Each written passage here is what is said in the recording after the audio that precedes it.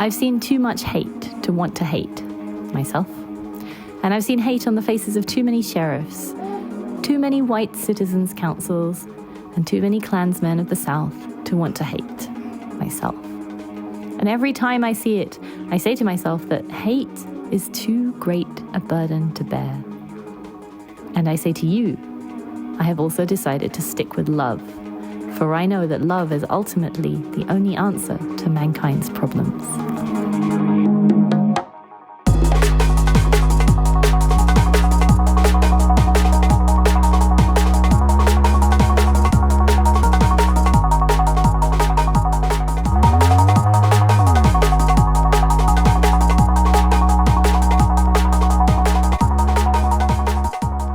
Welcome to the first ever episode of the Peaceful Pathways podcast with me, David Holloway. And me, Charlotte Holloway. And what you just heard was a quote from none other than Dr. Martin Luther King Jr. from his presidential address to the Southern Christian Leadership Conference, SCLC, delivered in Atlanta, Georgia on the 16th of August, 1967. Last week, as many will know, was MLK Day in the USA, which was this year was on the 19th of January. King, of course, is famous for his civil rights work and his great speeches, and he advocated for a world ruled by love, and he advocated for friendship and brotherhood between people of all races at a time when that wasn't the mainstream view, let's say. His viewpoint was that if American society was going to be changed, and the segregation that characterized that time was going to be changed, then people of all colors would have to work together, transcending their hatred, instead finding a way to love. What you may not know, he didn't always think this way, did he? Well, no. And I think that's a really interesting thing about King's journey, which is paralleled, I find, in so many stories of people who are working and dedicated to the path of peace, is that they go through a kind of a period of intense judgment or hatred and manage to transcend this. So in the case of Martin Luther King, according to his biographer, Stephen B. Oates, when he was a little boy, his best friend was a little white boy from the neighborhood, and they played together until they had to start going to school at age 6. And at that time, there was legal segregation, so they couldn't go to the same school. And then the little boy's parents came to Martin Luther King's parents and told them that they didn't want the children to see each other anymore. So he lost that friend. And then when his parents and family explained about these segregation laws, according to Stephen B. Oates, Martin Luther King determined from that moment to hate all white people. And it's interesting how he managed to transcend that hatred. Yeah, what do you think? How did he do that, let's say? Well, I think it was definitely the support of his community, and his father was a minister and very dedicated to the teachings of Jesus, particularly when it comes to forgiveness. And I think that was a kind of key changing point in how King's worldview started to be shaped. So he had a lot of reason. Let's say if anyone has a reason to hate or to be resentful, you could say that black people in America at that time, they were called colored people at the time, would have had a very, let's say, good reasons to be resentful of white people for the inequality of the situation, for the kind of regular violence which is visited on black people at the time. Yeah, institutional violence, you can say, as well institutional as physical violence in many cases. Physical violence. And so how would you define briefly in institutional violence in that sense? Well, so as we said, at the time that Martin Luther King was growing up, you had legal segregation. That is the laws of the state that separated people according to the colour of their skin.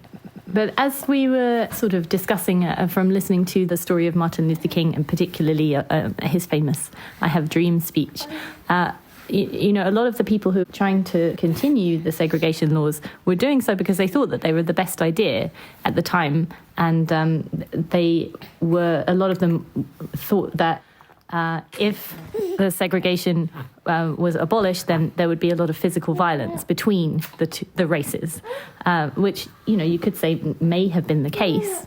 And one of the really beautiful things about Martin Luther King's work is that he was always committed to non-violence, and he was urging all the people who were working with him to choose love, as we said in this quote, and to choose strategies in order to try and change the situation, which did not include physical violence. Because like having learned from Gandhi and the Satyagraha movement, he was using nonviolence as a specific strategy, which can work very effectively in a democratic country.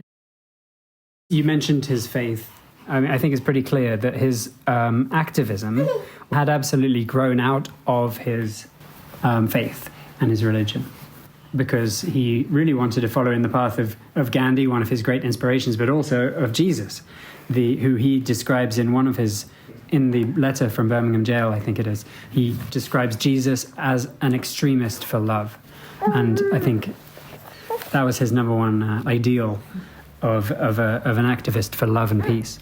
And it's very beautiful that, he had this inspiration which could help him to find this hatred in his heart and to forgive.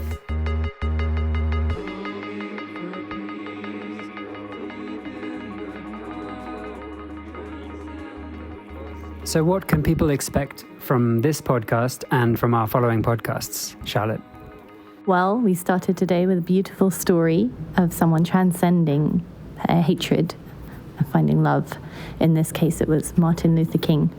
And we'd like to start all of our podcasts with a story like this to help to inspire you. Then we'll introduce one peaceful framework. And in this episode, you can look forward to hearing a little bit about nonviolent activism and its history. So how is nonviolent activism connected to people being beheaded when they're standing in front of trees? You can keep listening to find out. Next, we'll look into a key moment in the history of the peace movement. Today, we're going to explore the 1660 declaration to King Charles II from the Quakers. And finally, we have the A to Z of peace. We decided to work our way through the alphabet, exploring a different concept every week. And today we're starting with A. So you've got all that to look forward to.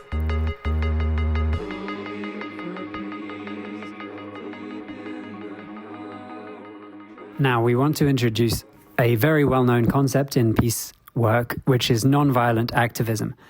We already mentioned Martin Luther King and his religious inspiration for his work.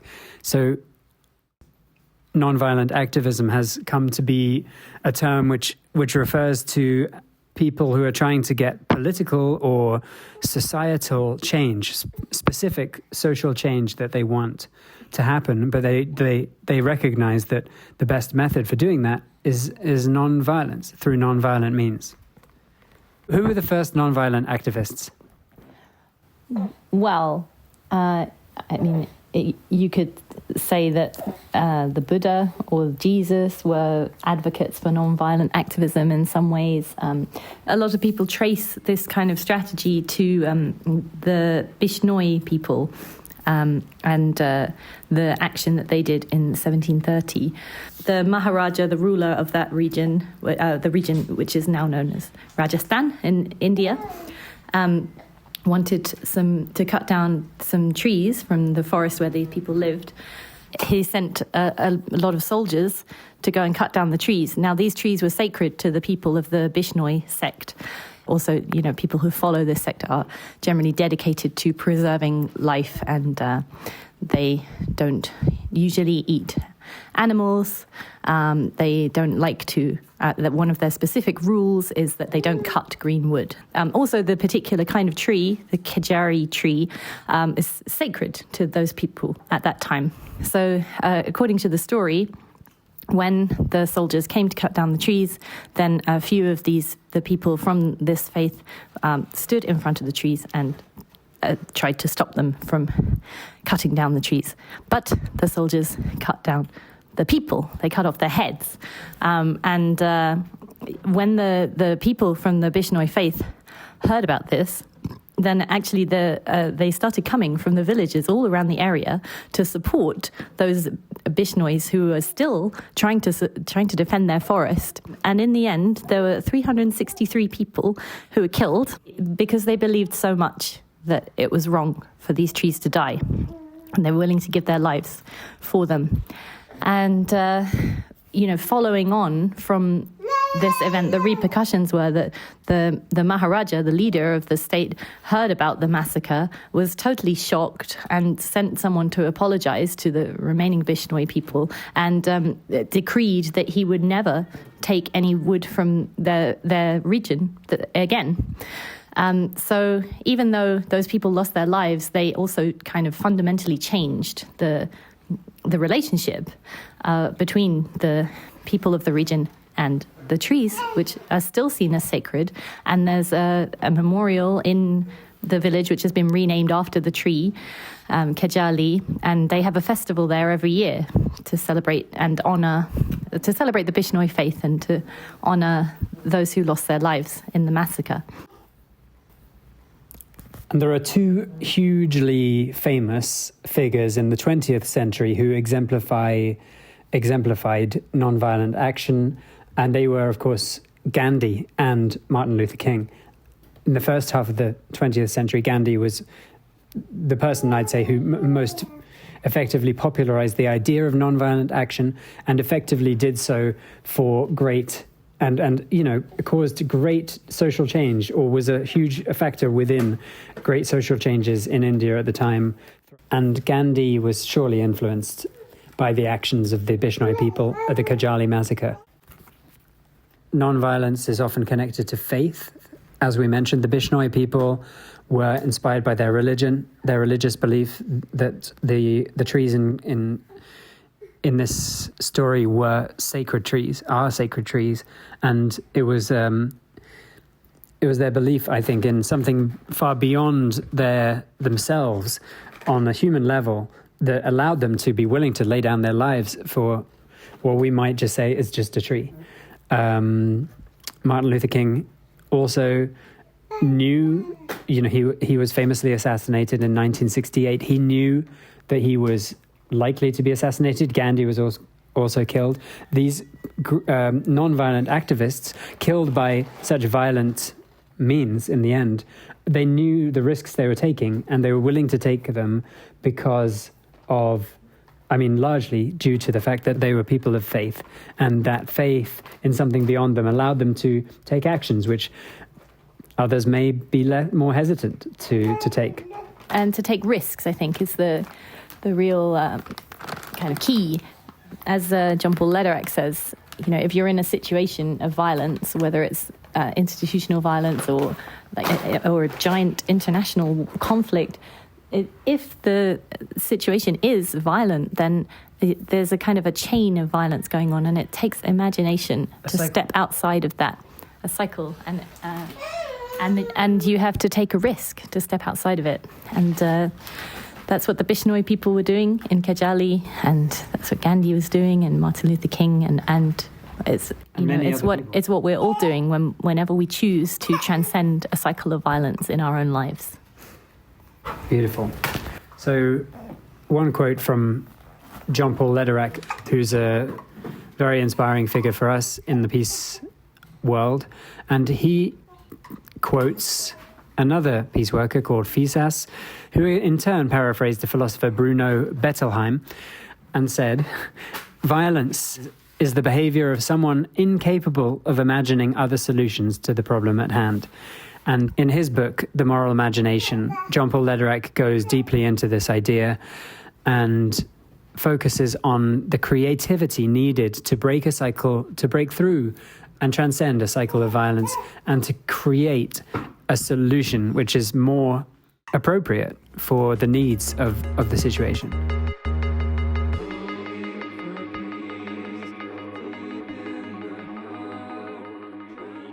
So let's look at another key historical moment in the history of the peace movement.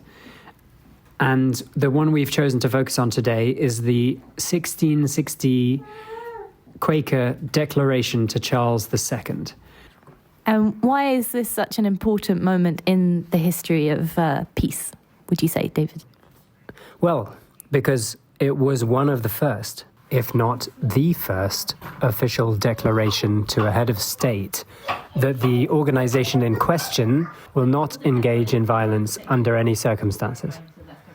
And the Quakers were a relatively newly coalesced sect at that time.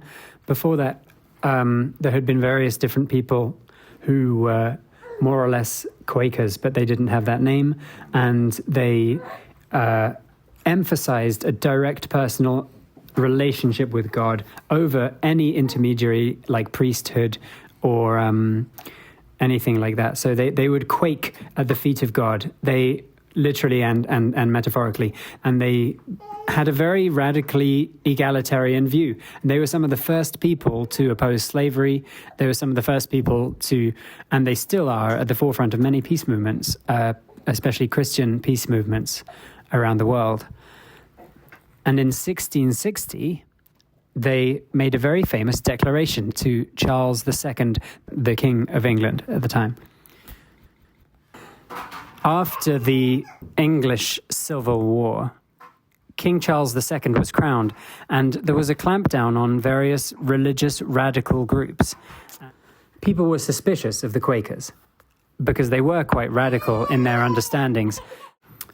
So 12 prominent Quakers, including George Fox, were signatories to a declaration to the newly crowned King Charles II of England.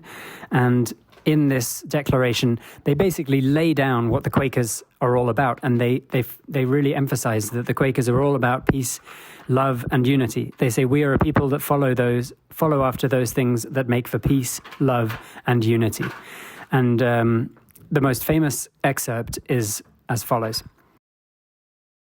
All bloody principles and practices we, as to our own particulars, do utterly deny, with all outward wars and strife, and fightings with outward weapons, for any end or under any pretense whatsoever. And this is our testimony to the whole world. One reason they felt moved to issue this declaration is because of the quite a lot of civil unrest that was going on in England at the time, the riots that were happening.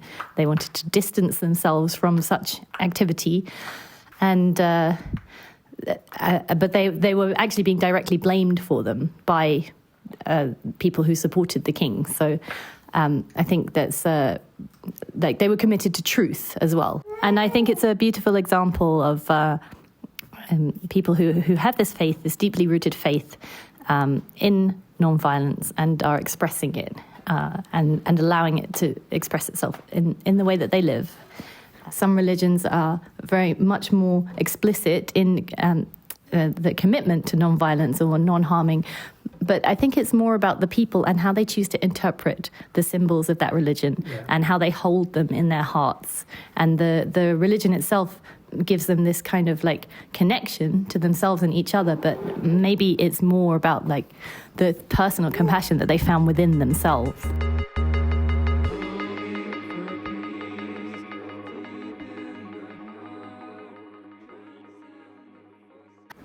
And now it's time for our A to Z of Peace. So we have this wonderful encyclopedia from the Institute of Peace and Conflict Studies at the University of Granada. And we are going to use this to give us some ideas and stimulate discussions with a different letter each week. So this is the first week, and we're starting with A. And the encyclopedia is in Spanish, as it's from the University of Granada. So the entry is Acción Humanitaria, which is humanitarian action. And the definition in the Encyclopedia of Humanitarian Action is assistance which is given by governments, intergovernmental organizations, or non-governmental organizations to victims of natural catastrophes or social, political, or economic conflicts which can develop into wars of different degrees of intensity. And that's the definition in the encyclopedia. Let's zoom out a little bit and look at the concept of humanitarianism, or what does it mean if something is humanitarian? Yes, it's a valuing of human life and of humanity as being of a primary value more than any particular side of a conflict. Although it didn't develop into an idea of creating a neutral space in conflicts until 1863. Humanitarianism is usually applied to international bodies, international laws, or international movements, which are designed to transcend borders and nationalities and races, and are usually characterized by a sense of neutrality. Now, the roots of this neutrality are often traced to the founding of the Red Cross. These are the words of Jean Pictet from his The Fundamental Principles of the Red Cross commentary, 1979. The wellspring of the principle of humanity is in the essence of social morality, which can be summed up in a single sentence. Whatsoever ye would that men should do to you, do ye even so to them. Often rendered as, do unto others as you would have them do unto you. He continues, this fundamental precept can be found in almost identical form in all the great religions, Brahmanism, Buddhism, Christianity, Confucianism, Islam, Judaism, and Taoism. It is also the golden rule of the positivists, who do not commit themselves to any religion, but only to the data of experience, in the name of reason alone. It is indeed not at all necessary to resort to effective or transcendental concepts to recognize the advantage for men to work together to improve their lot. So that was Pictet, and I think that's a good summary of the idea of humanitarianism. So let's take a quick look at the historical examples of what could be called humanitarian action. Yes, well, as Pictet said in that quote, all major religions have this concept of helping others. You know, charity, for example, is enshrined in many religions as an important part of the practice of that religion. And Jesus famously said, it has been said to you, love thy neighbor, but hate thine enemy. I say to you, love thine enemy, he said, which is and was a revolutionary idea. As Martin Luther King said, Jesus could be called an extremist for love. So all religions contain this idea. And then during some of the early organizations which practiced something like humanitarian aid were usually partisan, but they went to the aid of soldiers or wounded soldiers in wars. The Knights Hospitaliers during the Crusades were an organization who went to the aid of Christians. So they were partisan, but they were acting as an international, essentially a kind of international aid organization, but they weren't neutral. They weren't helping Muslims. Florence Nightingale was also a very courageous nurse who risked her life to help combatants, especially during the Crimean War. But she was, again, she was courageous, but she was not neutral. She was, on the side of the British. That's still, I think, a beautiful example of compassion in action. Absolutely. All of these are great examples of compassion in action. There's this guy, Emil Abdelkader. He was a pretty interesting individual. Yes, Emil Abdelkader was an Algerian military leader, and he was involved in fighting against the French colonization at the time, and he was applauded by the French for his humane treatment of enemy soldiers. And then in 1860, he very famously was involved in sheltering Christians during a massacre of Christians in Damascus. The Druze population were massacring Christians, and he sheltered many Christians in his own home and gave a great example of this kind of humanitarian and neutral attitude. He wasn't, despite not being a Christian himself, he put himself in danger to rescue Christians, and this clearly represents the same humanitarian values which saw those people as humans primarily. Before he saw them as Christians, before he saw them as being from a different religion, he saw them as humans worthy of being protected from this massacre. And that was the massacre in Damascus in 1860. Yes. And how many people ended up being killed? Something like 12,000 Christians were massacred during that incident. Wow. So what about Jean-Henri Dunant? He's the founder of the Red Cross. And a little bit about his story is that he was a Swiss businessman who was in Italy to talk to Napoleon III. And at that time, the Italians were in an uprising, the Second Italian War for independence from Napoleon's empire, from the French. And then he witnessed the aftermath of the Battle of Solferino in 1859, during which there were 40,000 casualties, killed and injured, wounded men on the battlefield, thousands of them. And he was horrified by this. And he immediately dropped his other business, his other plans, why he'd come to Italy in the first place, and began organizing non-partisan relief. We're using civilian volunteers, mainly local women. Presumably most of the local men had been killed or wounded. And he basically organized this relief. He went to the battlefield to offer medical assistance to as many as possible of these thousands of wounded all over the battlefield. And he did not distinguish between which side he was going to help. He helped everyone. And that's really the first historical example of aid being given to people in a battle without distinguishing between sides. It's probably not. Probably there have been individuals who have done this. This is the first recorded and well-documented, organized and specifically non-partisan relief effort. And following this very formative experience, he wrote a book called A Memory of Solferino in 1862, a couple of years later. And he proposed two major ideas which have since basically formed the basis of what I'd say humanitarian action is based on. And these were, one, a permanent relief agency for humanitarian aid in times of war, which became the Red Cross, and a government treaty recognizing the neutrality of this agency and allowing it to provide aid in a war zone. And this grew into the Geneva Convention. And actually, there are now 4 Geneva Conventions. So we'll go on to that in a minute. But let's talk a little bit about the Red Cross. So this was the first, as you say, the first international humanitarian aid organization established by Jean-Henri Dunant in 1863. Exactly.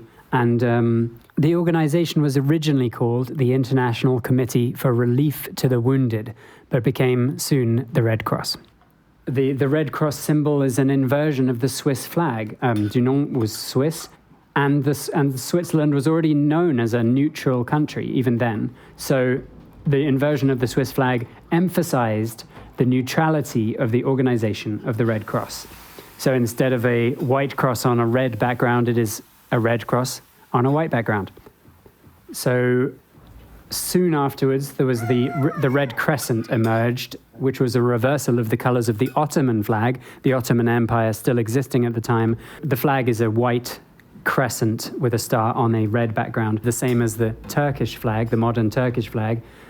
This was done because the image of the cross evoked memories among Muslims of the Crusades, and so it didn't seem as neutral as it might. So since then, many Islamic countries have used the crescent instead, and in 1929, this emblem was also officially recognized.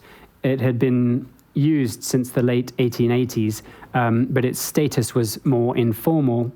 In 1929, it was given equal legal standing globally, ensuring that people fighting in a conflict must respect it as a neutral protective sign, in the same way as the Red Cross. Yeah, so the Red Cross and the Red Crescent both were very clear that they were coming from a neutral space where they were providing aid regardless of who the victims were. And of course, they both still exist, the International Red Cross and Red Crescent organizations. So 1863 was the year the Red Cross was founded, and in 1864, the first Geneva Convention was signed. And among the proposals, the most important points were the foundation of national relief societies for wounded soldiers, neutrality and protection for wounded soldiers, the utilization of volunteer forces for relief assistance on the battlefield, and the introduction of a common distinctive protection symbol for medical personnel in the field, namely a white armlet bearing a red cross. So the Geneva Convention, the first Geneva Convention, was set up to support the work of the Red Cross and to make it a legal, internationally recognized thing. They were intimately connected, and it focused on combatants. Later Geneva Conventions, there have been 4. This was the first Geneva Convention in 1864. The later conventions, the latest one being in 1949, came about to as updates were proposed, and some of these included the 1948 Universal Declaration of Human Rights, and basically enshrined this kind of protection for civilians as well. So there's a lot of history here. I don't think we should go into it all. The Geneva Convention was also one of the first official internationally recognized examples of the rules of war. And the concept of the rules of war may seem paradoxical. These two sides are fighting each other. The idea of having a sense of honor, or the idea of having a sense of humanity beyond the immediate needs of one side or the other to win the conflict, shows this value of humanity. And so neutrality and humanity are seen from this perspective as being very much united, and that having a neutral space emphasizes the value of human life over the victory of one side over the other, or let's say over the morality of the different sides of the conflict. So it may be natural to want to take sides if you see a bully beating up a smaller person, but a medical professional, if the bully also gets injured in this event, medical professionals, from a neutral perspective, would seek to offer aid to everyone involved, let's say. And so valuing humanity above all is the key to why any rules of war exist. And these include things like laws against the use of chemical and biological weapons, which are seen as inhumane, and that even in a conflict where people are killing each other, it's seen as dehumanizing or inhumane and in conflict with the principles of humanitarianism to use these weapons because they cause such suffering, especially to civilians. So, and so that brings us back to the concept of humanitarianism. And briefly, we can just mention again the concept of human rights, which has also grown out of this tradition. And on the 10th of December 1948, the Universal Declaration of Human Rights was recognized. And this, again, was enshrined into law in the Geneva Conventions, the 4th Geneva Convention in 1949, into international law. So that's a bit of the history of humanitarianism. I think we're going to be returning to this. This is one of the fundamental values we believe underpins effective international peace work. Absolutely. The idea of having a neutral space where the people are giving aid, giving help, based on a concept of shared humanity rather than a concept of who's right is really important for building peace. And unfortunately, this neutral space is in question in current dialogue. Many critics argue that the Red Cross itself is no longer a neutral organization in many cases. But one interesting book is Connor Foley's book, The Thin Blue Line, where he documents the transition of the UN from being an explicitly neutral group to being having taken sides in certain particular conflicts, suddenly starts getting targeted. But because it's no longer neutral, it's seen as supporting one side, and so it buys into the conflict at that point. And the Encyclopedia of Peace also mentions Médecins Sans Frontières, or Doctors Without Borders, who were set up specifically as an international aid organization who are not neutral. They wanted to take sides in particular conflicts and petition for change in society. So it's definitely not all international organizations which are operating from this position of shared humanity transcendent of different sides in conflicts. Do you think this is related to Jesus' parable of the Good Samaritan? Yes, definitely. The Good Samaritan saw the humanity of the man who had been robbed and attacked before he saw their differences. Even though their peoples were antagonistic towards each other, he transcended that with a kind of universal humanitarianism. You know, Jesus told this story, but the Samaritan was on the other side. So he didn't make it the good Israelite who helped a Samaritan. He emphasized that values like this can come from anywhere. He emphasized it could be the enemy who is your savior. And I think one of the fundamental things of establishing this neutral space, thanks to Jean-Henri Dunant's work and the Geneva Conventions, is to try and make a place that is transcendent of any conflict to a place where there are no enemies.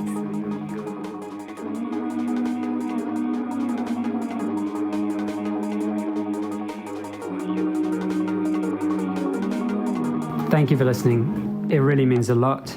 And we really feel called to share something here. That's why we're starting this podcast. And I am really excited to explore some of the continuous work going on by millions of people all the time, which we would consider to be the really the center of growing a peaceful world.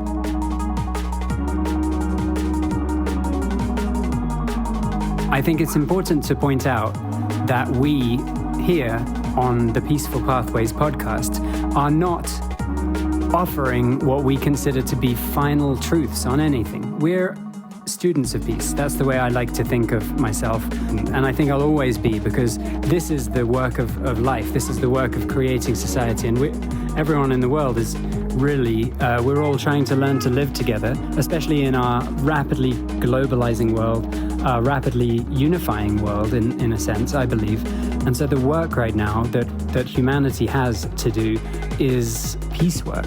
And that means finding a shared identity, finding a shared mythology, finding a shared set of values which can bring us all together. And there are lots of themes that are going to keep coming back which will relate to our personal interests in this, but we're not final experts or anything like that. We are on this journey, and we invite you and are really thrilled that anyone will join us on this journey. So if that's you, and if you're interested in continuing to learn about peace with us, then please subscribe and listen to more of our podcasts, because we're going to continue to explore these ideas and these themes and their relationship with faith and mythology and culture and communication and many other things. Storytelling.